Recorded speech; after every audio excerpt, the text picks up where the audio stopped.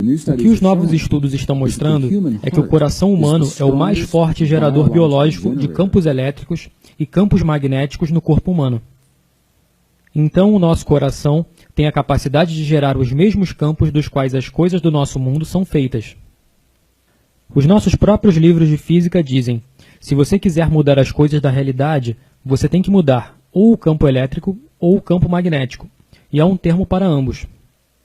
O efeito Stark e o efeito Zeeman, que nos permitem mudar o campo eletromagnético. A nossa própria ciência está nos dizendo isso. Então, o que as descobertas agora estão mostrando é que quando temos um sentimento em nosso coração, estamos realmente criando ondas eletromagnéticas que mudam a qualidade dos átomos do nosso mundo. Eles literalmente interrompem o fluxo do tempo-espaço e reorganizam as coisas de que esse mundo é feito. E na medida em que somos treinados e condicionados para fazer isso nesse nível, afetamos nossa realidade. Para algumas pessoas isso é mínimo, para algumas pessoas isso parece milagroso. Alinhar-se a tudo isso, é isso que as tradições antigas sempre disseram. Somos convidados a sentir os sentimentos, dentro do nosso coração, para as coisas que gostaríamos de experimentar em nossas vidas, sentir como se elas já tivessem acontecido, em vez de pedir para que elas aconteçam.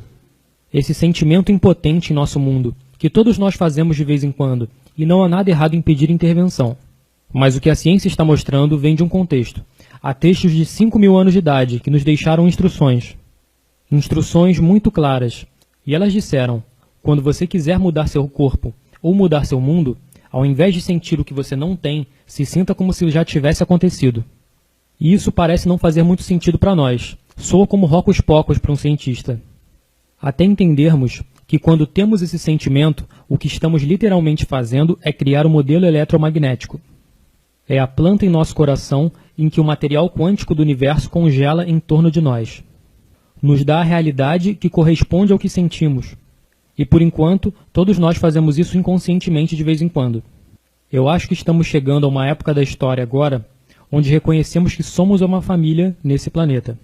E que quando nos unimos em cooperação, não que imponhamos a nossa vontade, ou controlamos ou manipulamos a nossa realidade.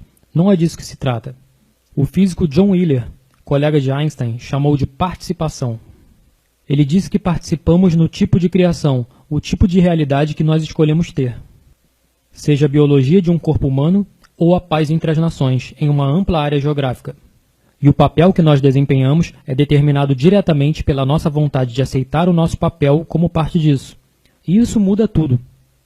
Muda tudo porque, por 300 anos de ciência, temos sido condicionados a acreditar que somos separados do mundo, que temos muito pouco poder sobre qualquer coisa que aconteça no nosso mundo, que somos vítimas de qualquer que seja a vida trazida para o nosso caminho, e nós só precisamos fazer o melhor que pudermos fazer. E você espera que o melhor aconteça. E tudo agora está começando a mudar, e é a nossa própria ciência que está se aproximando, em uma linguagem em que confiamos. A língua da física quântica e ciência. Eles estão se aproximando dos próprios princípios que dizem precisamente as mesmas coisas, que em alguns casos têm sido estudadas há 5, 6 mil anos. Por isso está trazendo aqueles dois modos de conhecimento, dois grandes caminhos, ciência e espiritualidade, deixando-as juntas em uma única sabedoria, que é maior do que qualquer uma delas quando não estão juntas, e nos ajudando a nos tornarmos pessoas melhores, a criar um mundo melhor, e enfrentar com esperança os desafios que iremos encontrar. É uma época muito emocionante em nosso mundo. Existe um campo inteligente de energia que permeia nossa realidade física. Sabemos que esse campo está lá, tem sido documentado. É o que é chamado de campo de energia não convencional. Não funciona como a eletricidade. Então nunca tivemos equipamentos para medi-lo. Estávamos tentando medir com equipamento que mede coisas como sinais de televisão ou ondas de rádio. E a energia não trabalha dessa forma. Então, somente no final dos anos 90, início dos anos 2000, que realmente tivemos ampla disseminação e acesso à tecnologia para medir essas coisas. Houve pioneiros no final do século XVIII, Tesla e outros pesquisadores. Certas pessoas que tinham vislumbres, insights sobre como o nosso mundo funciona. E eles estavam nos dizendo isso há mais de 100 anos. Mas isso só foi disseminado em artigos acadêmicos e revisados por pares recentemente. Isso só se tornou aceito nos últimos anos. Então estamos chegando apenas ao lugar onde essas tradições antigas começaram. E é aí em que a ciência e a espiritualidade, eu acredito, realmente podem servir uma à outra. Porque os cientistas dizem, ok, há um campo lá fora em que tudo se conecta, nós influenciamos esse campo. E então eles dizem, o que fazemos com isso? Coçam suas cabeças dizendo, o que nós fazemos com isso? As antigas tradições e as nossas mais queridas tradições espirituais indígenas começaram a partir desse ponto. Eles disseram, sim, tudo é conectado. Greg, você está falando de ter esses sentimentos no coração. Nós pensávamos que nossos pensamentos criavam nossa realidade. Você ouve muito isso, então não são os pensamentos que estão realmente fazendo isso. Pensamentos são importantes, mas essa é a novidade. Estudos recentes estão mostrando que o cérebro humano também cria campos eletromagnéticos, mas eles são relativamente fracos em comparação ao coração. O coração é cerca de 100 vezes mais forte eletricamente do que o cérebro humano. E o coração é cerca de 5.000 vezes mais forte magneticamente que o cérebro humano. Por isso, se vamos criar um campo elétrico ou magnético que afeta a nossa realidade, provavelmente não pode ser feito com o pensamento. E é por isso que é muito mais difícil. É muito mais fácil sentir o sentimento com nossos corações. Assim, nossos cérebros criam a imagem que nós modelamos, nós simulamos com o nosso cérebro. O que é que nós gostaríamos de ver? O que é que gostaríamos de experimentar? E uma vez que temos isso internamente, podemos sentir o sentimento de gratidão e apreciação pelo que já está acontecendo. E isso dá poder ao que estamos pensando. E isso é uma tecnologia interna muito poderosa, que aparentemente foi perdida para o Oeste, cerca de 2 séculos atrás. E agora as instruções acabaram de ser encontradas. E muitos dos textos foram recuperados nos últimos 100 anos, em escolas específicas, Biblioteca Nag Hammadi, Biblioteca Copta, as bibliotecas tibetanas. Lá eles preservaram as instruções em seus textos, que nos dizem como o uso é muito poderoso em sua tecnologia. E nossa ciência está recuperando esse atraso com eles. Os cientistas agora estão começando a entender.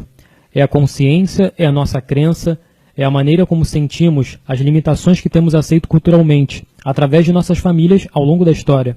O que os cientistas disseram é que nós tendemos a dar grande crédito aos nossos limites, em vez de pensar em nós mesmos como seres capacitados. E independentemente de estarmos conscientes disso ou não, a crença subconsciente de que nós somos vítimas sem poder nesse mundo tem uma tremenda influência em tudo o que fazemos.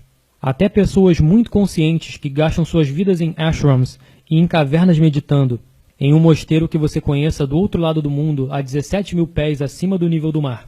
Há lugares dentro de nosso ser, indicando sermos vítimas impotentes, e isso ocupa um papel dominante em nossas vidas. Por isso ficamos em conflito entre isso e as nossas grandes capacidades. Nas tradições sânscritas, que são a raiz de muitas das coisas que estamos falando hoje, o que encontramos é que há um sistema de 7 chakras, 7 sistemas de energia, 3 abaixo do coração e 3 centros acima. E esses centros, nas tradições sânscritas, estão ligados diretamente aos componentes que estávamos falando a respeito, do que conversávamos sobre a manifestação. Os 3 centros de energia superiores estão ligados ao que poderíamos chamar de nosso processo de pensamento, nossa comunicação. E os 3 centros mais abaixo estão ligados ao que poderíamos chamar de emoção. E eles definem emoção um pouco diferente do que nós. Eles dizem que há 2 emoções primárias que nós produzimos. Há o amor, que é uma dessas emoções, e depois tudo que acreditamos ser o oposto do amor, está no extremo oposto do espectro. Por isso, é como 2 polaridades com a mesma energia. Assim, para muitas pessoas é amor e medo. Então eles dizem que a maneira como nós trabalhamos nesse mundo, a maneira como nos manifestamos, como nós e nossos centros superiores achamos que comunicamos, falamos com outra pessoa, o que verbalizamos, o que gostaríamos de experimentar, imaginamos em nossa mente. Esse é o pensamento. E uma afirmação é um pensamento. Só que é um pensamento vazio, a menos que nós coloquemos um pouco de energia nisso. A maneira de colocar energia nisso é estimular e desenvolver a energia desses centros de energia mais baixos. Nosso amor pelo que estamos pensando, ou subconscientemente, nosso medo do que estamos pensando. E quando nós fazemos isso, quando combinamos o pensamento e a emoção, eles se unem nesse mágico, misterioso e precioso lugar, bem no centro de nossos corações. E é isso que os ancestrais disseram. Onde eles agiram, está tudo em nosso coração. E por definição, criamos um sentimento. Sentimento é a união entre pensamento e emoção, O sentimento é o que cria as ondas que falam para o campo, para a matriz do nosso universo. O sentimento é o que cria. Assim, a menos que tenhamos imbuído nossa afirmação, que a tenhamos alimentado com a emoção do nosso amor, pelo nosso companheiro perfeito que está se manifestando agora, ou nossa abundância, ou a nossa cura, ou a cura dos nossos entes queridos, eles podem se tornar apenas um pensamento vazio. E algumas pessoas acabam ficando frustradas com suas afirmações. Sabe, elas dizem que fizeram suas afirmações 100.000 vezes por dia, e nada aconteceu. E elas perderam o interesse, se sentiram sem poder, elas se sentiram como vítimas. Elas dizem, você sabe, essa coisa não funciona, porque só tínhamos metade da fórmula. Então o sentimento é o que realmente cria, e é por isso que, para mim faz tremendo sentido, se o sentimento é o que cria, então você tem que dar a esse campo algo para trabalhar. Então ele pode te mostrar o que você está criando. Por que não sentir o que é que você gostaria de experimentar? Assim, o campo pode dar isso de volta para você, em vez de sentir as coisas que você não tem, que você não quer, porque esse é o modelo que o campo recebe de volta para você. É algo muito sutil, é uma pequena mudança espiritual, em pensar nos resultados. Em vez de pensar no lugar de falta, alguma coisa muda, então a sensação de que estamos criando fica muito próxima, associada ao que chamamos de crença. Crença e sentimentos ambos ocorrem no coração. Quando você tem uma crença sobre algo que você tem geralmente sentimentos muito fortes sobre essa crença. Você pega alguns dos tópicos mais controversos em nossa sociedade hoje. Aborto, suicídio assistido, você sabe, o direito de morrer, eutanásia. E sempre que você traz esses tópicos, há um monte de sentimentos que circundam as crenças que temos com relação a isso. Então eles estão intimamente relacionados. Então você faz a pergunta, é importante crer? Sim, é importante. No grau que acreditamos ser curados, para esse grau, quando começamos a criar os tipos de padrões em nosso corpo, nosso coração vai enviar os sinais para o nosso cérebro dizendo, esse corpo está curado. Então o cérebro vai inundar o corpo com a química que permitirá a cura. Já vimos isso documentado, medicamente.